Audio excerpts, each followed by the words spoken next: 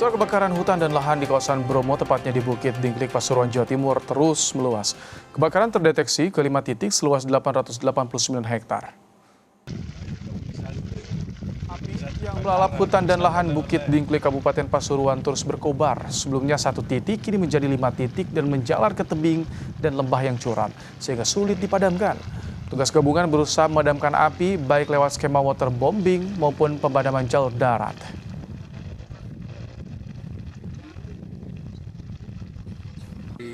Hari ini masih terjadi kebakaran, utamanya yang paling parah ini adalah di sekitar daerah Dingklik ya, di sekitar penanjakan itu, di sekitar situ ada 5 titik, ya 5 titik spot kebakaran. Bagaimana kita dapatkan dari visual dari yang dilakukan oleh waterbombing. Pemadaman kebakaran lahan Gunung Bromo terkendala embusan angin kencang. Api yang menyambar vegetasi kering dan embusan angin kencang mengakibatkan kebakaran cepat meluas.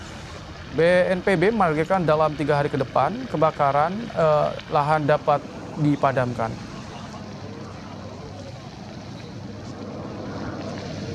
Kita upayakan 2 titik ini Jumat sudah selesai. Artinya kita bisa geser bombing itu kan udah ada 3 bombing. 2 bombing kita geser ke tempat lain karena tempat lain juga membutuhkan untuk pemadaman kebakaran.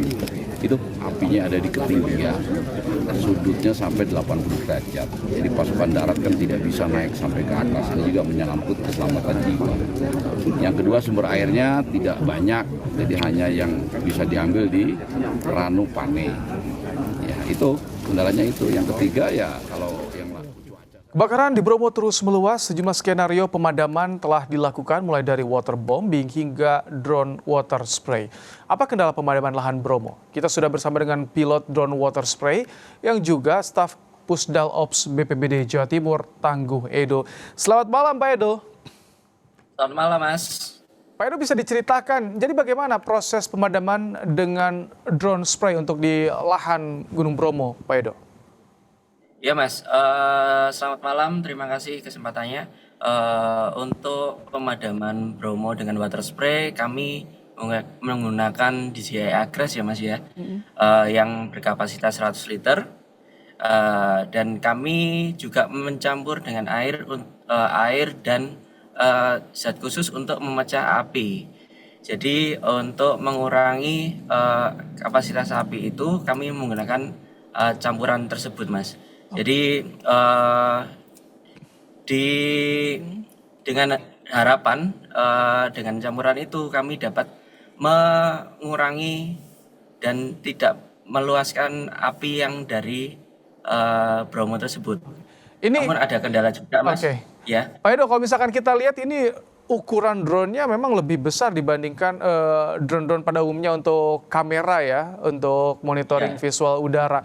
Ini tadi apa, 100 liter sekali angkut? Iya. Kapasitasnya. Benar. Jangkauannya, 100 liter Mas. Jangkauannya itu bagaimana, Mas Edo? Jangkauannya kami bisa sampai 2 kilo.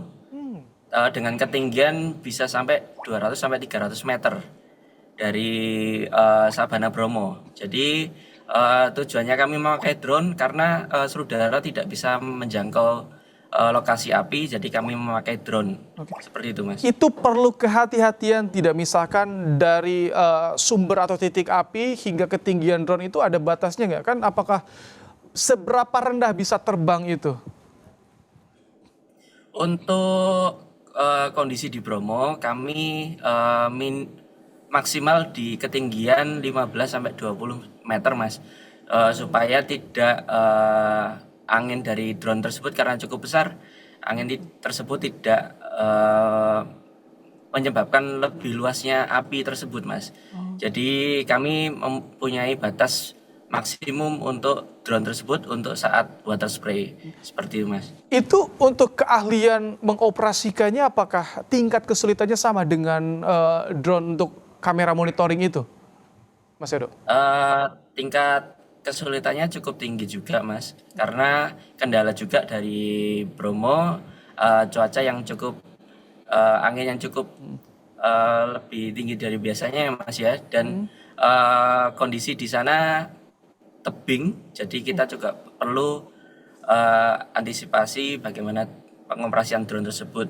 Dan kami juga memakai observer untuk melihat sekeliling drone tersebut. Jadi kita pakai drone yang lebih kecil untuk melihat situasi dan koordinat sebelum drone besar dioperasikan. Seperti itu, Mas. Kalau untuk sumber air bagaimana? Apakah memadai atau ada melimpah di mana sumbernya? Karena itu di Sabana Bromo, Mas. Jadi kami memakai tandon lipat yang diisi oleh campuran tadi dan air supaya kami dapat mengambil atau ambil sumber air dari yang sudah kami sediakan terlebih dahulu, Mas. Oke. Gitu. Mas Edo, biasanya berapa kali dalam satu hari bisa terbang untuk water spray ini? Kami dari pagi hingga sore hari itu bisa sampai 30 kali ya, Mas ya. Tergantung situasi dan kondisi itu maksimalnya. Karena Bromo cukup tebal untuk kabutnya, jadi kami juga mengantisipasi seperti itu, Mas. Jadi maksimal seperti itu, tapi kami ada terkendala untuk cuaca dan itu bisa mengurangi dari 30 rit itu, Mas. Oke. Ini ada berapa drone yang disiapkan oleh BPBD untuk pemadaman di Bromo ini, Mas? Untuk unitnya kami masih satu, Mas. Cuman karena sudah ada waterbombing, jadi kami bisa beroperasi di bawah ketinggian dari helikopter tersebut. Oke. Mas Edo, Jadi kami tidak bisa oke. Ini yang membuat kebakaran semakin cepat meluas, pantauan di lapangan itu apa sih? Karena kan awalnya 1 titik, bahkan sekarang menjadi 5 titik gitu. Ya, untuk tambah meluas ya, Mas ya. Karena faktor angin, Mas. Di Bromo cukup kencang. Jadi dan bukan angin saja, jadi rumput-rumput dan vegetasi yang di Bromo cukup kering. Jadi untuk tersulut dengan api sangat mudah tercepat untuk meluasnya, begitu. Oh, oke. Jadi memang angin yang cepat ini jadi kendala juga ya, yang mempersulit proses pemadaman. Ada waterbombing, ada juga water spray dari drone. Pembagian kapasitasnya atau yang bisa efektivitasnya seperti apa? Apakah ketika untuk kondisi tertentu ini bagiannya drone, kondisi tertentu ini bagiannya waterbombing, seperti apa, Mas Edo? Jadi untuk pembagiannya, untuk drone sendiri itu dari bawah hingga ke medium altitude ya, Mas ya. Jadi di tengah-tengah untuk bagian lereng itu bisa dijangkau oleh drone. Tapi kalau yang bagian atas seperti B29 dan B30 yang cukup tinggi itu bagiannya waterbombing dari helikopter. Oke. Anda kan ada juga disediakan kamera ops juga untuk memantau bagaimana visualnya di sana ya. Ada gambaran tidak atau data terkini, Mas Edo, luas sebaran lahan yang terbakar hingga saat ini, informasinya seperti apa? Informasi resmi dari TNBTS sudah 921 hektar, Mas. Wah, bertambah terus ya, Mas ya? Iya, hingga saat ini yang terupdate sudah mungkin hampir 1.000. Namun kami dari BPBD Jatim selalu mengupayakan penanganan lebih dimaksimalkan seperti itu, Mas. Itu di berapa kabupaten, berapa wilayah yang terdampak, Mas Edo? Ada 3 wilayah yang terdampak, Mas. Oke, baik. Mas Edo, Mas Tangguh Edo, Pusdal Ops BPBD Jatim dan juga pilot drone water spray yang ikut dalam proses pemadaman Gunung Bromo. Terima kasih meluangkan waktu di program Kompas Malam dan berbagi cerita untuk kami. Terima kasih, selamat bertugas kembali nanti, Mas Edo. Ya, terima kasih.